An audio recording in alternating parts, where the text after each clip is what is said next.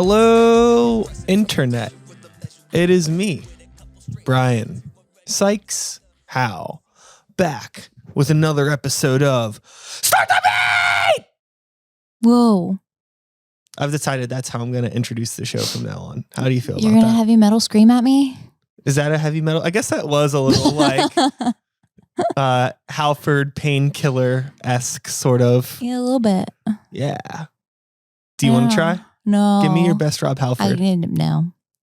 Everybody, please leave a comment if on the next episode you want Stacey to give you her best Rob Halford. Oh my gosh. I think we're going to get a lot of votes for that. I don't know. It's Maybe. gonna sound more like Billy Talent. So, yeah, there's an interesting thing that we can talk about, which would be, you know, for those who have been following my online video content for a while or may know, you know, me and Stacey personally, Stacey has an interesting relationship with different frontmen of bands.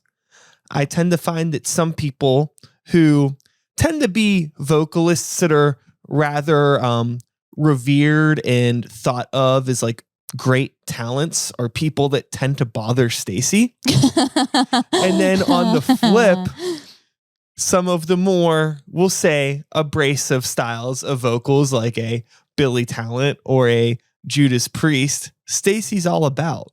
What is it about abrasive men or abrasive people, sounds in general, that you find appealing? What do you mean by abrasive? What's your context as far as abrasive? I guess I'm thinking like, you know, something that's a little bit more shrill, maybe something not necessarily off key or like, you know, like a poor technique technically, but just something that is a little bit out of the norm, you know, like Billy Talent has a very obnoxious sort of snotty kid with a mouthful of bubble gum and a baseball bat sort of attitude, right? Exactly. And then Rob Halford just sounds like, you know, a demon from the depths of hell. Right. Which both of those play into like my inner being for one, like they're both in there. To be fair, if I were to like, if you were to like come up to me at gunpoint and be like, draw a picture of Stacey, caricature now, it would probably be a little demon with a backwards baseball cap and a big wad of bubble gum and a bag of potato chips with a baseball bat. But one of those baseball bats has like the nail through it. Yeah. All right. You're kind of like you're like a naughty Looney Tune.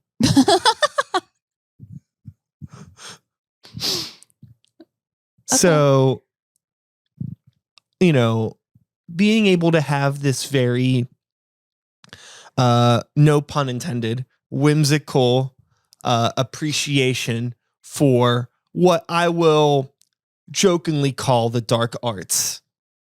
We'll say, you know, heavy metal music, goth aesthetic, rock aesthetic, that sort of stuff in general. I'm just going to refer to it as the dark arts. Sure.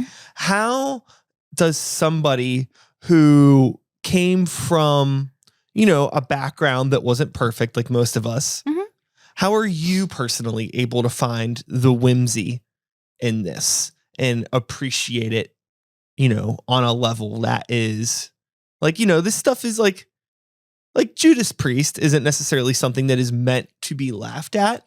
Right. And I don't think we're laughing at it. I wonder if it's like, are we laughing with it or do we just appreciate how like over the top this kind of stuff is? I think that what it is that appeals to me as far as like all of that, it's just it all boils down to like passion. If I really think about it, like music and stuff, the stuff that I listen to isn't because it sounds pretty or whatever. It's because it makes me feel something. Usually if I'm listening to music or like I resonate with a voice or something, it's something that like has like raw emotion behind it, and it's not necessarily that like they're trying to be perfect in any way. Sure. If that makes any sense. So like for Billy Talent, like he's shrill and like annoying as fuck, but it's like amazing at the same time because like he's really like pulling from something inside him where like, I don't know, you got what's his bucket from Incubus and he can go to hell. I think that I can understand and I definitely relate with how you consume music. 'Cause I think that I consume music and art in general in the same way. Like I don't need something to be perfect or technically good. I just want something that is unique and something that is like putting something out into the world that is unlike anything else. There's not really anybody that sounds like Judas Priest or Rob Halford besides Rob. I mean, there are people now, but back then when starting, this was an originator. Billy Talent sounds like Billy Talent. There aren't other things that sound like this. And there's movies and art and I'm sure comic books and all sorts of things. Like people are contributing their own unique thing to the world. Now, I could argue that Incubus also does that, but I think that this isn't an Incubus argument. I could totally understand why you wouldn't like Incubus because not even outside of Brandon, I don't even remember his name. Brandon Boyd? Is that his fucking name? Is that his name? I think so. I think so too. Brandon Boyd might be like some fucking like Food Network chef that I'm confused. I don't fucking know, but I think it's Brandon Boyd. I don't know why the name's escaping me, but Incubus in general has a style of music that I just don't think appeals to you because I don't think you're much of a I don't think there's a whole lot of nu metal that you like that steers away from like the spooky nu metal because there was different realms of nu metal. There was the spooky nu metal, then there was like the bro-y nu metal, and then there was like the artsy the artsy fun nu metal. And I think I don't even know what you're fucking saying right now. Like, well, artsy fun nu metal would be like Deftones because they weren't spooky and they weren't really bro-y. But they're not really fun either. Like, I would leave the Deftones in with spooky. I mean, they kind of they have that air. They bounce between all of the different genres, but I think that if you listen to early Deftones, I think that there's a lot of stuff that I would categorize as fun. And in the newer records, there is still songs that are like, I wouldn't say they're joke songs, but they're kind of like, there's like a tongue-in-cheekness to them where I could tell that they're having some fun. But I think that Incubus kind of was like, this is probably not the best way to describe it, but they were like the jam band of nu metal in a weird way. There was like this weird, funky, sort of like very California thing about them. I don't even know if they're from California, to be completely honest with you. I don't know. I have no idea where they're from. I mean, I don't even know why I continue to try to talk to you about Incubus. They're the worst. The worst. The worst. The worst. I hate them. You can't. You know I hate them. I know you do. The one time that Brian tried to listen to an Incubus record while I was home, I left. That's true. Physically left the home without saying anything. And for those of you that are wondering, it was science. It wasn't like Morning View or any of the like more radio friendly stuff. It was, Incubus at what I consider their gnarliest, but it was still just not for Stacey. What's in your cup? Some sludge. Sludge cup. Yeah. This is like very cold coffee from this morning that I was drinking from literally like, when did I wake up? Ew. But it's gone now, and there's just like a puddle of sludge in the bottom of my cup now, and that's great for me. Were you ever into puddle of sludge? What is a band from your like middle school, high school days because I know that you still like a lot of that stuff that you did when you were a teenager. I mean, do. sure. I do as well. But are there any bands that you listen to then that, like, now you're like, how and why did I do that? Or do you feel pretty comfortable with your artistic choices as a teen? I don't know. I think that there was like a lot of like weird pop music that I listened to as a kid that I'm like, why? But like that was when I was a kid. I feel like right around when I was like 14 is kind of where I figured out like what kind of music I like stylistically and just kind of like hung in there. You know, what's interesting for me is that I don't have really any music from my like younger years that I regret listening to. Yeah. But I will say, like, in my like early to mid 20s, whenever like the MySpace era happened and there was like all of that like very early era like post-hardcore screamo, You're all that talking about stuff. being like 20 and that's when I was like 14. Sure. But like there's a lot of stuff from that time frame that I look back on now and it's like this weird blur because like I don't give a fuck about any of that stuff. But there was like a short time frame, a few years where like I was really, really into all of those bands. And it's very interesting how temporary that style of music was. I mean, a lot of those bands are still around. And who knows, maybe in 5-10 years, I'll go back and revisit it and be like, oh, this stuff was good. But as of now, no, thank you. A lot of that stuff is hot garbage. I don't know what it was about any of that I found appealing at all, really, going back, other than the fact that it was something new, something that I hadn't heard before, and also something that a lot of my peers and the people that I were hanging out with, they were into all of that too. So I think like it was very influenced by environment as well. You know, have you ever found yourself, you know, in your later years discovering bands and liking them that like you knew that they were bands, but you never really thought that you would like it? Like, say, for example, say I would have played you Incubus, right? And you would have been like, oh, fuck, I thought I hated this band, but I like them. Obviously, that didn't happen. But has that happened with any other bands ever? I think that there have been a few that have kind of like gone dismissed that I didn't necessarily like think I wouldn't like them, but like they just never really come across my plate in that way that I could like consume it necessarily, even though I had like heard of them. But yeah. Anybody that you can think of? Not in really off particular? the top of my head. Yeah. I've been listening to a lot of Spotify and just stuff just kind of goes whoop. But like there's definitely been a few that have like kind of popped up, and I'm sure I probably like liked a song or something if it came across my plate.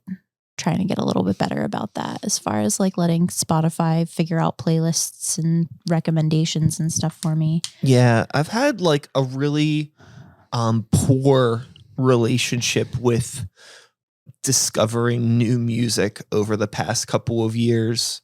I don't know why. I think that I have a really hard time trying to find new music on Spotify. I have a really hard time even just like wanting to like sit down and like listen to new music. If I have the time to listen to music, I kind of just want to listen to something very specific, or like I think try to listen to a record that I bought like 6 months ago that I still haven't listened to, you know? Right.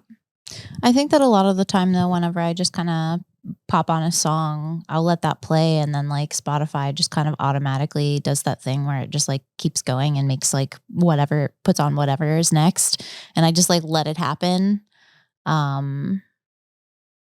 Because usually whenever I'm listening to it, I'm like working on something or cleaning something or whatever. So like I'm not really like thinking about what's playing necessarily, but if something strikes me as like, oh, I like that, then I'll hit that heart button. Yeah. I've been finding myself really interested in a lot of music that is very normal lately, like very unbelievably normal music. Like I have no interest in like finding new cool electronica or cool death metal or weird obscure hip hop.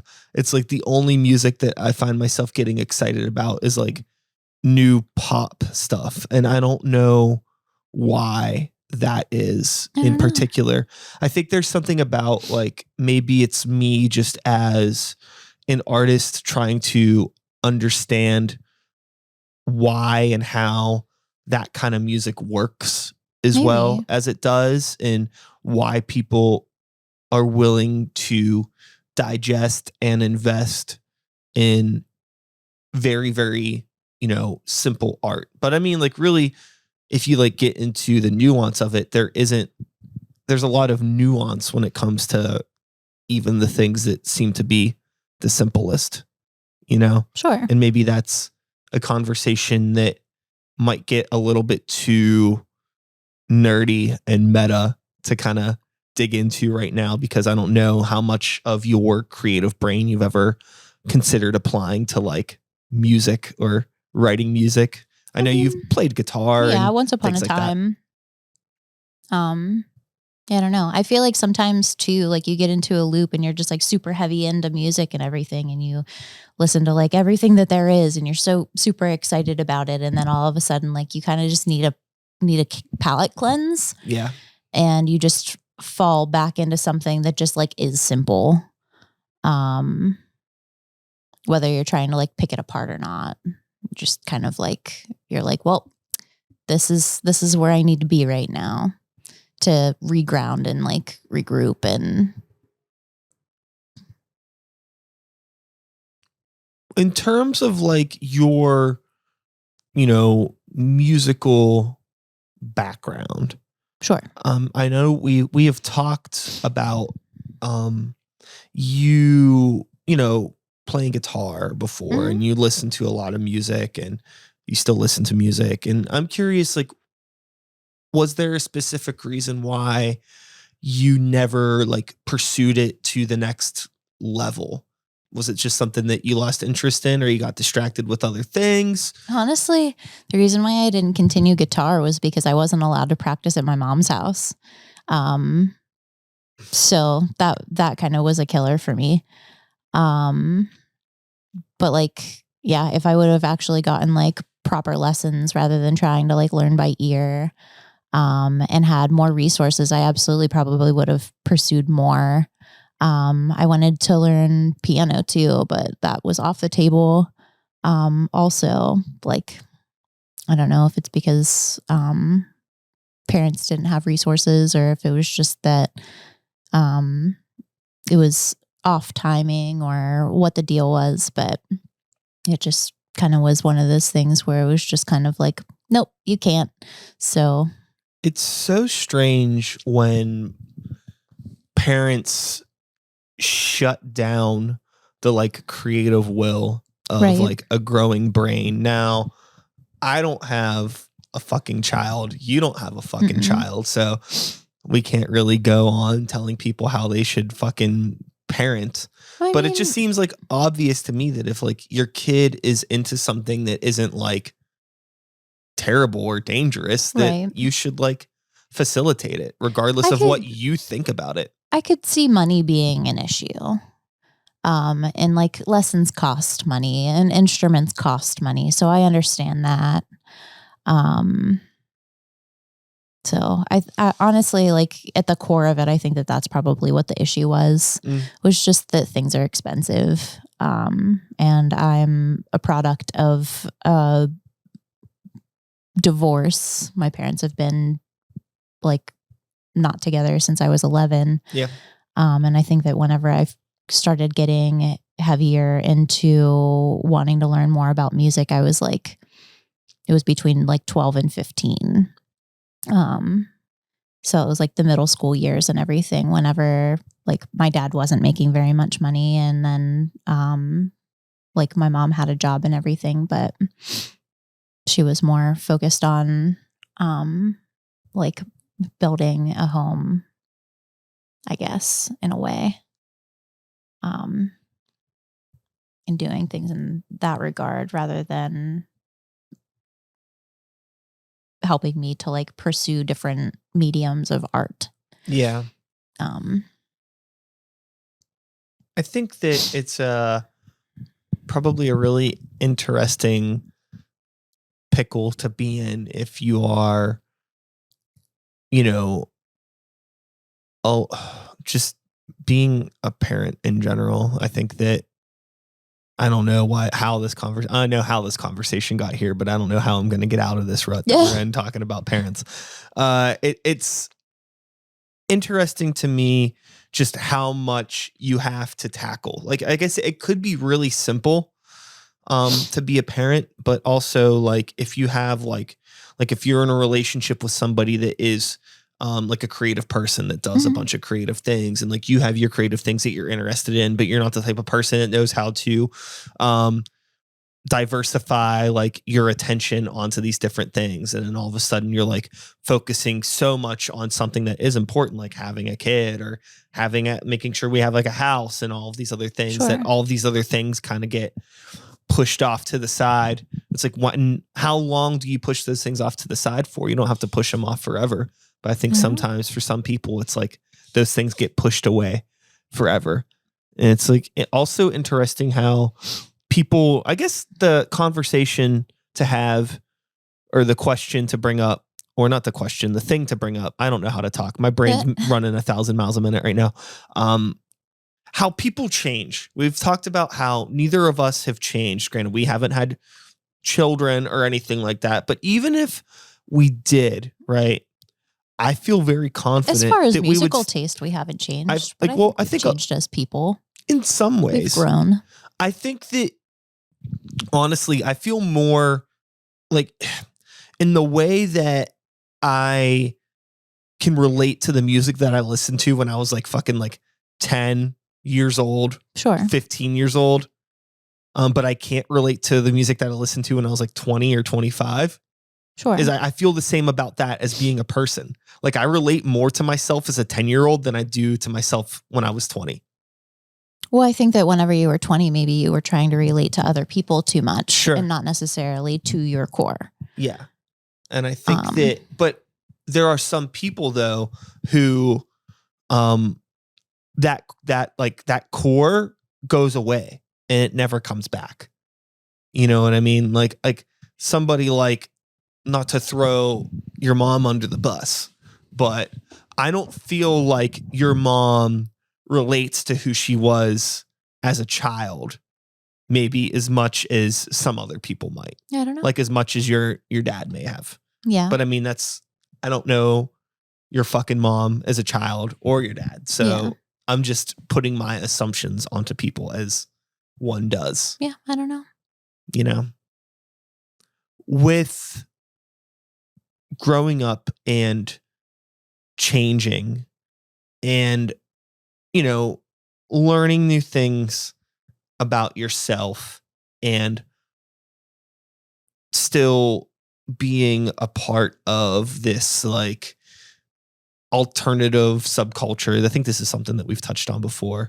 The idea of aging gracefully, or like how do you like mature gracefully, when you still think that the Mortal Kombat movie is one of the best ever, and you still like macaroni and cheese, and you still, not saying that you shouldn't like these things as an adult. Right. I think maybe I have like this like warped idea of what being a grown-up is or something. And like, I guess like it's still really weird for me to come to terms with like, I'm going to be 37 years old this year. And I just feel like I haven't maybe in some ways done the best job of being like an adult, but that's probably not fair for me to treat myself like that. Right. I don't know. I think that that's all subjective. I think that like being an adult can be whatever you want it to look like. Um, in more recent years, I think that I've been kind of thinking about it more as I want to be a good role model for like my youngers. I have a 14-year-old little sister and 11 and 12 or a 10 and 11-year-old niece and nephew. And I teach kids at an art studio. So like I want those kids to be able to look at me and be just like, yeah, she's fucking cool. And just be able to be creative and show like my true self and like do whatever the fuck I want because I'm an adult, damn it. And eat cupcakes for breakfast because I can. And drink the same cup of coffee the whole day because I can. And like do art because it makes me happy. You know, like you don't have to dress up in a suit every day and like go to a boring 9 to 5 that you hate and be miserable just because you're an adult. You don't have to drive like a fancy car or have the most expensive of everything because you're an adult. I don't think that if you feel that being successful as an adult equates to like what wealth you have, it's kind of like a matter of thinking about like, okay, well, what's valuable to me? And it might not be a material thing. It might not be monetary value. It's like, what makes you happy?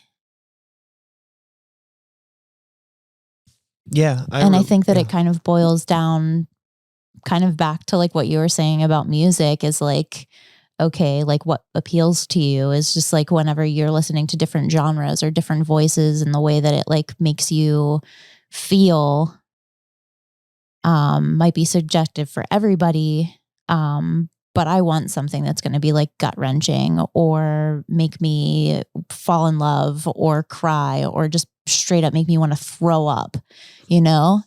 Put me on a goddamn roller coaster of emotions. That's what I want to feel as an adult. Okay. I feel you. I relate with everything you're saying. I think that I've spent. I think it's in. I don't put a whole lot of value on really anything from a monetary perspective, but I also completely understand that like there's a level of freedom that comes if you have like financial security absolutely. that like you just can't like compromise. You know, I think that I've spent a lot of time living, you know, paycheck to paycheck and super stressed out about how am I going to make things work and what records do I have to sell this week? What, you know, all that kind of stuff. And for a while, I mean, not for a very long time, but you know, recently that really hasn't been the case, you know, over the past couple of years. And I'm very super duper thankful for that. And I do feel like for the first time in my life over the past couple of years, like this was everything that I was working towards. Like I'm actually successful as a person now, and I feel very proud of the life that I've built and the people that I've chosen to surround myself with, and all that is very great. But I think there's still a part of me that wonders if like, does that mean that like I should just be like comfortable and enjoy it, or do I need to like keep pushing? Can I need like is there like something else that I should be doing that I'm not doing? And that's more of like an internal dialogue. That's not really anything that I expect anyone to have an answer for. Right. It's just, you know, I everyone's answer is going to be different. Yeah, I think that there's a lot to life that I haven't done, a lot of things that I would like to do at some point in time in my life. And now that I am, starting to get to a point of this like financial freedom, we can call it, it's opening the door to maybe be able to do some of those things and like, step into the next chapter and chapters of my life. Because it's like, do I really want to keep being the guy that's, releasing rap records that nobody listens to? I like it, but it's like I make, when it comes to like that stuff, I feel like that's genuinely music for nobody. I feel like nobody likes it. It's a very niche demographic of people, but I enjoy making it. And I enjoy the limited amount of people that get something out of it. But Sure. also for the amount of time and energy and resources that go into doing that, is it going to be my best use of time as I get older and as my time that I have left gets shorter? I know that's very grim to think about, but it's one of those things where it's like, this has to end eventually. I'm not saying that it's not going to end. We have a whole album written that we're recording. It sounds pretty good. I'm really happy about it. But it's like, that kind of shit. Or like this podcast, which is like, I love doing this. It's fun to like actually sit down and talk with you instead of like, whoever else. But one day we'll bring some friends over, but I still want you to be here, even if there is somebody else on the Sure. show. I enjoy having you here. I just enjoy being around you quite a lot. But I'm trying to like, figure out like what is the best use of my time. That's another subjective thing. I think that if you're passionate about something, keep doing it. I'm like working this out in my head in real time in front of you. So I guess it's like when I think about like, I'm worried about, am I spending my time wisely? It's not so much like an adult thing. Am I being a good adult? I think I'm being a fine adult. But like as a person, there's a lot of stuff that I've done in the past that you've had to deal with my grumpiness, and you still have to deal with my grumpiness. Sure. But it's because a lot of it is a result of me doing things that I genuinely don't want to do, but I feel like obligated to do them. But it's like nothing that's important. It's like a podcast or like a song or like a band rehearsal or, just like something that stuff's important to me, but it shouldn't be bringing me down like that. It's, I don't know. Mm-hmm. I feel like you still have like a really healthy relationship with your art and everything that you're doing. I know when to step away from it when it's too much. I can't wait for the meltdown. It's going to happen. Yeah. I'm going to be here for you. I don't want it to happen, but I just feel like statistically it has to happen. I don't want it to. And I don't know. Knock on fake IKEA wood that it doesn't happen. You know what I'm saying? Speaking of that, how's the art going? Fake IKEA wood? No. Art. Your stuff. It's going. I mean, I know how it's going, but let people know how you're doing. It's going. Trying to think up some ideas of whether I should bring certain things back or if I should work on new ideas that I have. Just kind of like fussing with clay and then squishing it back together if I don't like something. I'm just kind of like keeping that going right now. Definitely I'm starting to get back into like hardcore production as far as like some of the stuff that I do know that I'm going to bring back because I have a lot of travel coming up. Markets like crazy starting in the spring and in the summer that I'm really looking forward to. Yeah.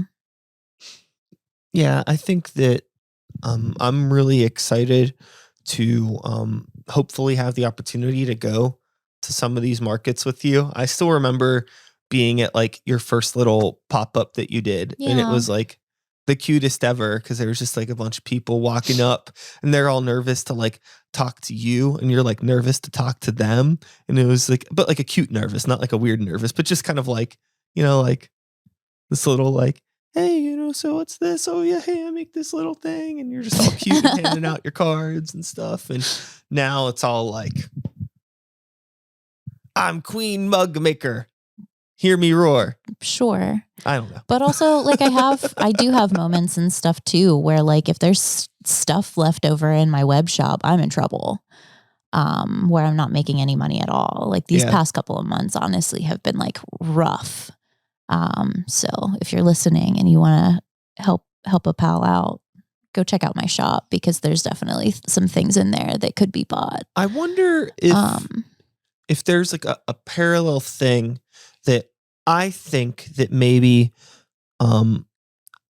you felt this and experienced it. It's like me just trying to relate my experiences as a creator to yours. Sure. Where I feel like whenever I start something, anytime I've started something new, I've done something new. Like I put out a new song with a new project. People are there might be something that people really latch onto, and they latch onto that one thing. But then that's like, but as I continue to release new things with that same project, it's like the interest just seems to kind of like, I don't want to say it dies off, but it very much like tapers out. Like there's always like these peaks at the beginning. And I wonder if you feel maybe something similar happened with you. I don't think that happened. I think that I still have the same amount of like following and everything. I just think that like there's ebbs and flows to the time of year. Even though I'm making art, I'm still technically retail because I'm trying to sell my art. And being in retail, like there's definitely fluctuation in sales throughout the year, depending on like what time of year it is. If it's like a gift giving holiday, those types of things, that come into play. So like over the summer at markets and things, people are going to go to those with money in hand. Keeping in mind that like they're going to buy from artists, it's going to be something unique. Whereas like the rest of the year, a lot of the time, like people are shopping online, sure. But like it doesn't really pick up online until like closer to Halloween and Christmas, because those are the bigger, like larger holidays. So yeah, I guess maybe if I wrote seasonal songs, we could experiment with this a little bit better. Perhaps. I don't know. I just find that like write a Christmas jingle. I think that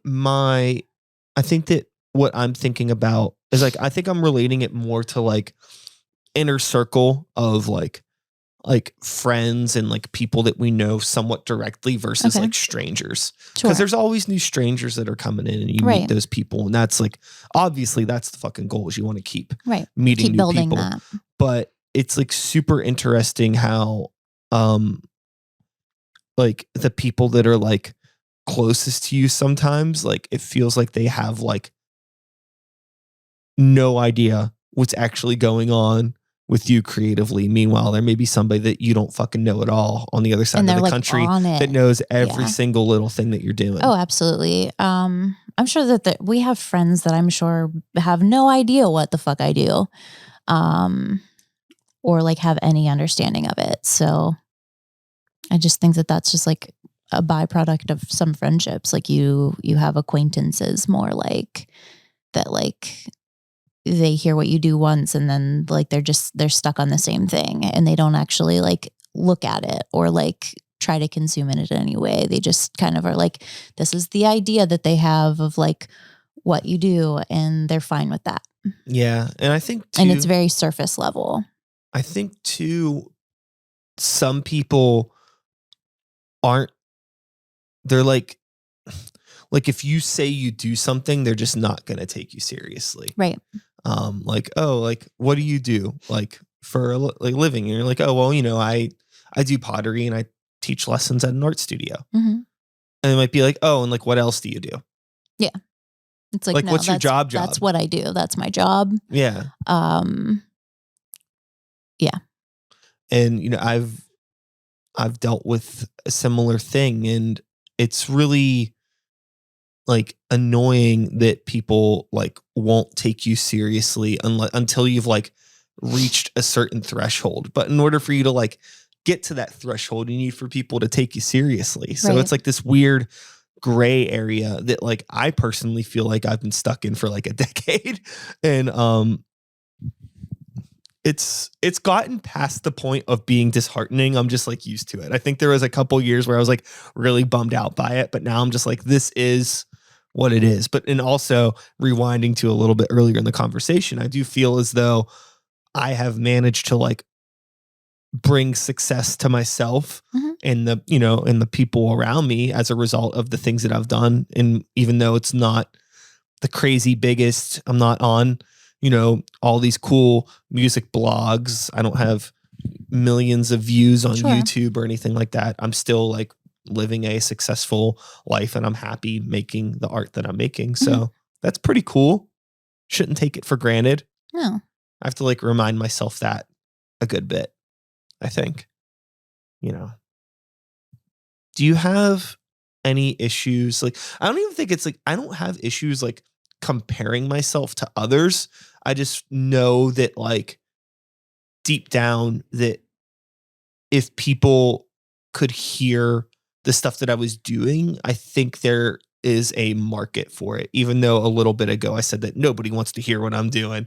I think there is a market for the stuff that I'm doing, especially with like something like Grey Walker and stuff like that. But it's like, I don't know how to get it in front of people. I'm sure you feel the same too with like your art. Do you know how to get it in front of people. You have to do a fuck ton of markets and like talk to it's different like storefronts shows. and things. Totally. So, yeah, exactly. It's playing shows. And really just kind of like banking on whomever is attending to like get the word out there and like express that they like enjoy this thing, and word of mouth occurs. And before you know it, like you've got like 15 new followers or something like that. Don't underestimate the power of like words, because people will talk about it if they enjoy it.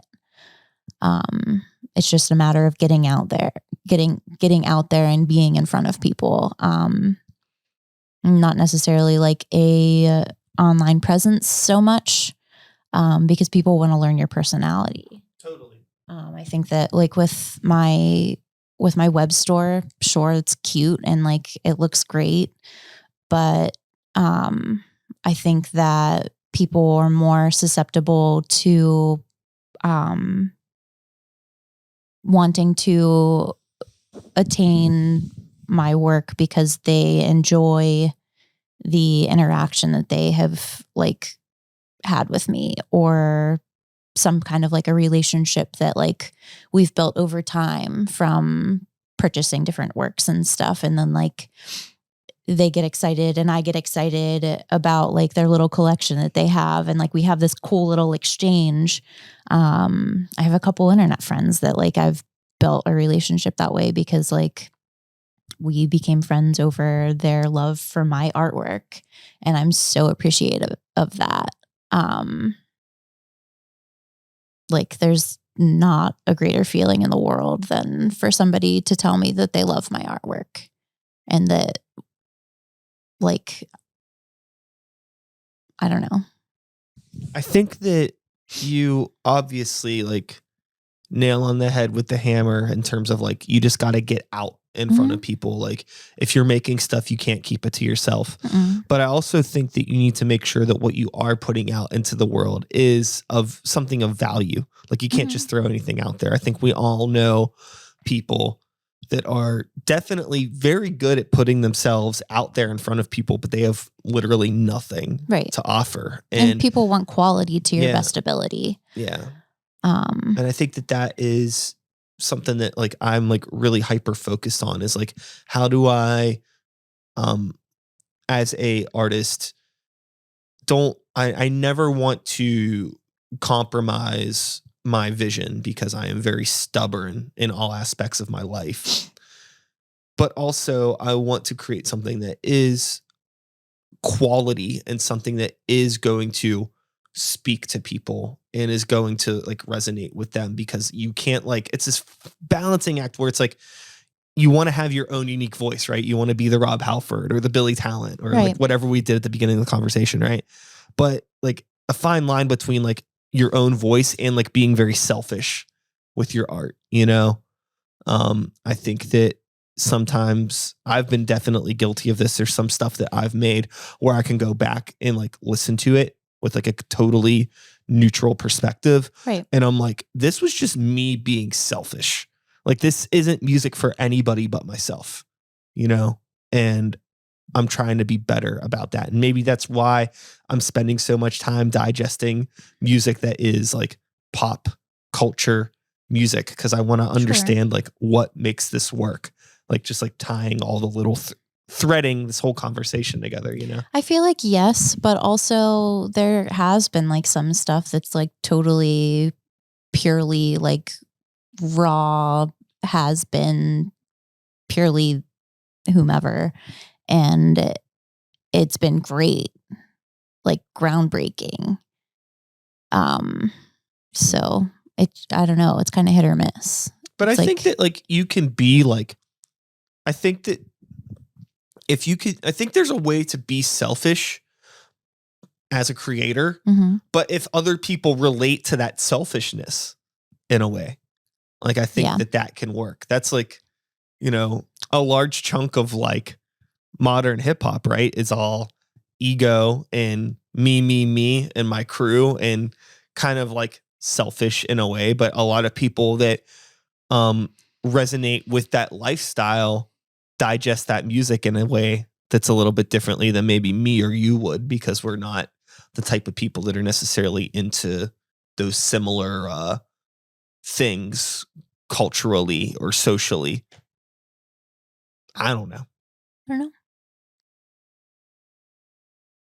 This is my brain all the time, except for when I'm watching dumb TV shows.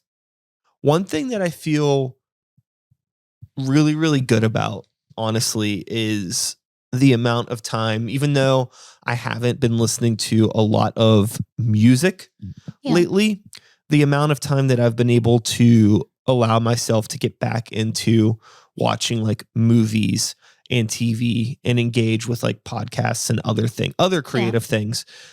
Because for a very, very long time, I was very much in a rut of like, I'm consumed with my art 24/7. You know, I'm like working on stuff every single day. I'm bouncing down demos of it. I'm listening to them at work. I'm taking notes. I come home and just like in this cycle where like it doesn't make the music any better. And honestly, probably makes it worse if you're, you know, digging into it so much. I feel really good about taking the time to just consume other art as much as I can and give my own personal work space to breathe. And I feel like I told myself for a very long time that like I shouldn't do that. Like it would be bad. I thought that like, oh, it's a waste of time if I'm not like spending every moment of my day chasing my goals or whatever. But I don't know like how helpful any of that really was in the long run. Sometimes you have to find time to make to allow yourself to breathe. Yeah. Not even necessarily the things that you're working on. Like if you have burnout, like your work isn't going to be quality. It's just going to feel rushed, or people are going to feel the stress, whenever they consume whatever it is you're doing. Because there is definitely like, whenever you're working on art, there's an energy transfer, whether it be music or like tactical art or fiber or whatever, like whatever you're weaving into that is what they're probably going to feel, or they're going to hear, or something's going to sound or feel off because you weren't in it. Do you think that maybe that ties into, going back to the beginning of the conversation, your interest in these like unique voices because you feel like they're weaving a part of themselves that they genuinely want to be there versus passion? Yeah. So the overall arching, I think, theme of this conversation is like the passion of the creative mind, and like, how do you consume that passion from others, and how do you find a productive and healthy way to unleash your passion onto the world, right? Sure. I feel like,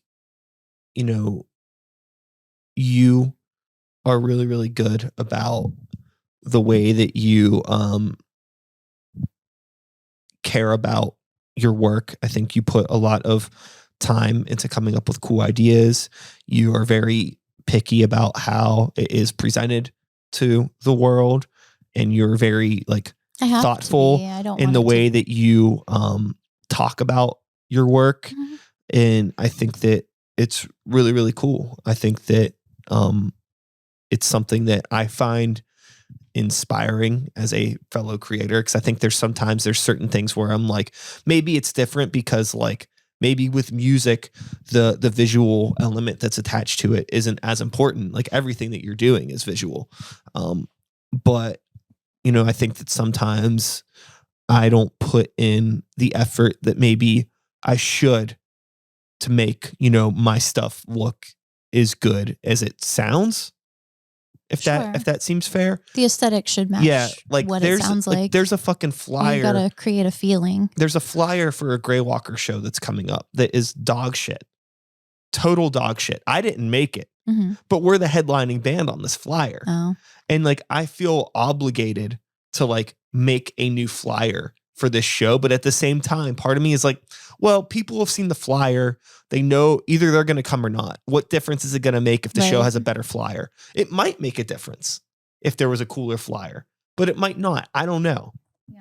Whereas like, for like what you're doing, you wouldn't be like, this is like, it's like, I can't have a shitty photo of my product. Everything has to like, it has to be cohesive. It has to be cohesive. And like, that's really the way that I should be thinking about anything that is marketing my band or a brand, or, like everything should look right, that our name is on, right? Like, not to compare Greywalker to like Disney or something, but like, they're not going to put their name on fucking anything. It has to meet a certain standard. Mm-hmm. And I only brought that up because we can't have one episode where we don't say the word Disney at least once. Wow. But so the fact that you are a little bit more stubborn about that, I think that is something that I need to like kind of consume, and not be so like, oh, well, just because it's like, I'm not promoting the show, whatever, the flyer's fine. Part of me is like, I should be like, what the fuck is that? Yeah. I don't want to, but then I worry, like, am I overstepping my bounds? Is it egotistical of me to be like, that flyer is not good enough for our name to be on it? Because that's how I feel. If that's how you feel, then I would say something to somebody like, I don't know. Like I feel that anything that my name is on is kind of like a reflection of like how I want to present myself.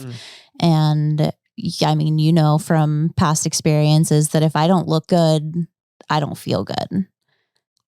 Sure. I think that's fucking anybody. And that's the perfect way to put this. This flyer doesn't look good, so I don't feel good even like playing the show. Right. Just based off of the flyer. The lineup's fine. The venue's cool. But like, that's like, fuck, that like front-facing image. It's just making me not feel good. I didn't mean to cut you off. I'm sorry. No, but like that's exactly what it is. Like, it's a reflection of who you are, who your band is, what you want your brand to look like.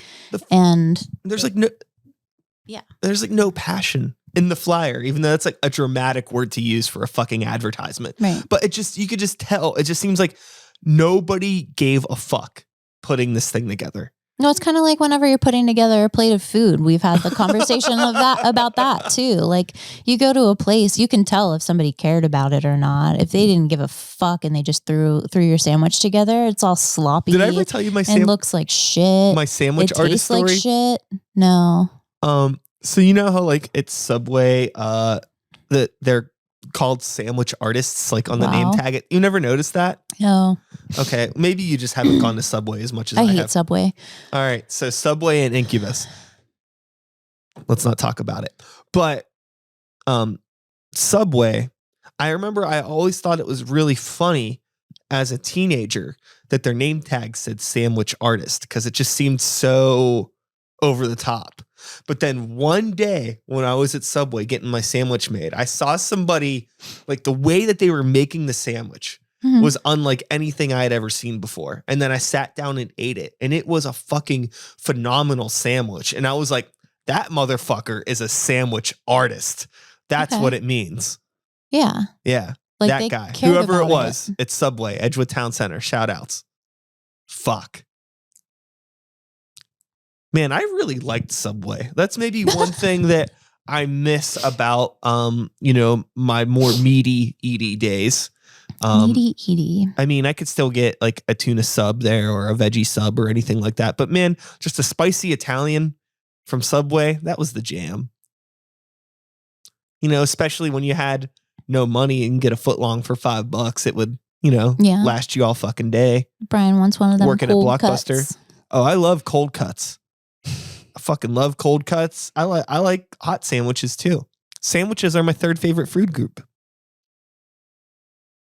Food group. You know what they are. What are my top 3? Oh God. Come on, babe. You got this. Fuck. Pizza counts as sandwich. Pizza counts as sandwich. That is correct. You don't know my number 1 food? Fuck. Noodles. Sandwich. I mean, it's more specific than noodles. Thai food, Indian food, sandwich. Oh, fuck.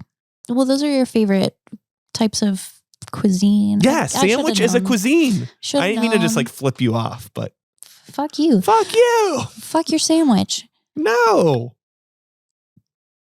I want a sandwich. Damn. I want noodles. We're going to get noodles in a bit. We're going to go see Jay. I know. If he has noodles, he might not have noodles. It might just be rice. He might not have noodles. It might just be a rice bowl, but that's even fine too. I love him. Yeah. I love him. Mr. Bulgogi, I love you. Yeah, as we're wrapping up this podcast, it is Thursday night now. This will be up on Sunday, so we will be wrapping up our weekend. Stacey's coming out of town with me and Indigo this weekend for Taylor Swift night, although she won't be attending the events. No, I'm gonna run around in Brooklyn and be by myself. Yeah, we got Brooklyn on tomorrow night and Asbury Park, New Jersey on Saturday. Asbury Park. He says. Asbury. How would you pronounce it? Asbury. Asbury. Yeah. Asbury. Asbury. Asbury's. Asbury Park. Yeah. Sorry. Whatever. Asbury. Asbury. But tonight before we go scoop up Indigo from work, we're gonna head on down to Dancing Gnome and go see Mr. Bulgogi. Yeah. Get some food. From a glorious orange and black truck. I might have like one small beer if there's anything on draft that seems interesting. Me and Stacey, since our last episode, our food episode, we've been trying a cute new thing where we try not to eat after 7 p.m. Yeah, we're doing the and we're doing like intermittent fasting, sort of. So and we're drinking more water. Yes. So we're just like not eating in the evening, less snacking, and then in the morning we won't eat until like. Yeah, I mean, it's all the intermittent fasting, trying to drink more water. There is definitely some more movement that needs to happen. I could probably start doing some stretches, maybe try to get into a little bit of exercise. Yeah. I haven't been able to find a comfortable time of my day to make it happen yet. I feel like having done just what we've been doing, though, I feel like I have more energy. I've been waking up earlier in the morning. Totally. I don't feel all sluggish, like I need to lay there for 2 hours. Anymore whenever I get up. I'm just like ready. I'm up because I've been drinking more water. I kind of like wake up and I'm just like, okay, I'm going to get out of bed because I have to pee. And then like, I'm like, okay, well, I'm up. So I'm going to make my coffee and go get my day started, maybe do some stretches and then get to work because I'm up and why not? Mm-hmm. I have had a much easier time as well in the mornings. It's funny because like I'm getting up earlier than I normally would, but like Stacey's getting up earlier than me, which is like rare. I don't think you've been awake earlier than me, like since you've had like a job that you had to be at on a schedule.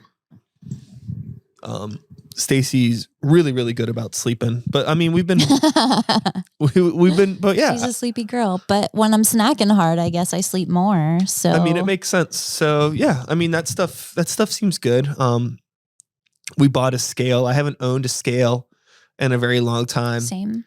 I will say this. I decided to take a step on that scale. Oh, I did too. And I put batteries in it, and I was on it. I remembered how much I weighed the last time I weighed myself. Okay. And I remembered how much I weighed today. And wow. Oh. Wow. We're talking like a 50-pound difference. Wow. Yeah. The last time I weighed myself, I was 185. Okay. I'm 235 now. Okay.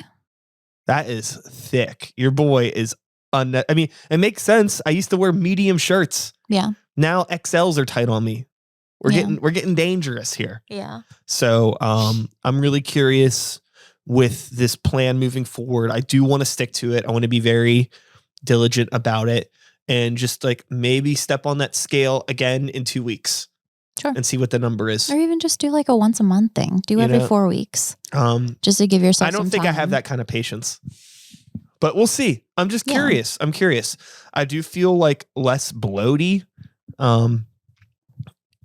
We talked about that this morning. But yeah, we'll just have to see. We'll have to see. I think that I mean, what is there isn't going to go away unless I like actually start doing some like training, whether that is walking more, riding my bike more, actually exercising. Like it's not just going to go away unless I starve myself, but I can't do that. Yeah, don't do that. That's not smart. I don't know. I feel like with the weather breaking and everything, once it starts getting warm out and everything, I don't see why you shouldn't just ride your bike to work and back, you know? Why not? Just to get yourself moving a little bit. Yeah. Now you have your driver's license and everything. You're all spoiled by having a car, but like, ride your bike. I don't mind. I like riding the bike, but I also like being home in 10 minutes. Yeah, but what's more important? Being home in 10 minutes so that you can come home and sit on a sofa and work on music or get into a shape where you feel comfortable in your own skin. We need like just exercise bikes. So I could just like... We have a treadmill. It's in my closet. So we could just fucking, you know, get some cardio in and watch. I don't know. We could do that. We could lug that treadmill that I have in the closet upstairs and you could be on it while we're watching some shit. And get some steps in. Get some steps in. Maybe we'll do that. Fucking Treadmill Tony over here. It's gonna be my new name. Wow. Well, I think that we've ran this podcast into the ground at this point, but I think we had a good chat. Yeah. Honestly, I mean, you realize an hour already happened? Adulting. Yeah. I didn't know an hour happened, but cool. Yeah. So, with that being said, fun little adult chat with my fellow adult human partner in crime. Making music or making music and making movements. Mm-hmm. So yeah, we're working on bettering ourselves. I think that we're both pretty happy. This weekend should be a fun little jaunt, as they say. And yeah, we'll see you all when we see you all next week. Maybe there'll be another episode. Probably. If not, if we have to skip a week, then we'll skip a week. Who knows? We're just kind of squeezing this one in, to be fair. Yeah, kind of. Yeah, just like, this was completely unplanned. Today, he was just like, you want to do a podcast? And I was like, I guess. And then before we sat down, Stacey was like, what are we talking about? And I was like, I don't know. And then I made a Rob Halford noise, and that's the whole conversation went from there. Cool. Completely unplanned. Thanks for the recap. You got it. Play by play. Sports. So with that being said, well, I'm Brian. That's Stacey. We'll see you when we see you. Thanks for listening. Thanks for watching. Goodbye.